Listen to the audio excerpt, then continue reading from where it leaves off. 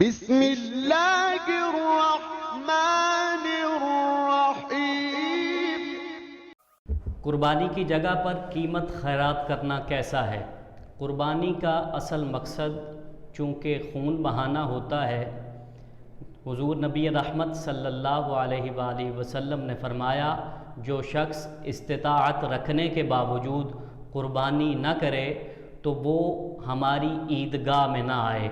عید الاضحیٰ کے قریب آتے ہی اکثر اس قسم کے سوالات کیے جاتے ہیں، کیا قربانی کی قیمت خیرات کی جا سکتی ہے؟ کیا قربانی کی قیمت کسی غریب بچی کی شادی کے لیے استعمال کی جاتی ہے؟ تو حضور نبی رحمت صلی اللہ علیہ وآلہ وسلم کی اس حدیث پاک سے ہمیں اس بات کی تعلیم ملتی ہے کہ جو شخص صاحب استطاعت ہے اس کو قربانی کرنا واجب ہے۔ امام اعظم ابو حنیفہ رحمۃ اللہ تعالی علیہ نے اہل وسعت پر قربانی کو واجب کہا ہے اور فرمایا کہ ہر صاحب نصاب پر قربانی واجب ہے۔ واجب کا درجہ فرض کے قریب ہوتا ہے بلکہ عمل میں فرض کے برابر۔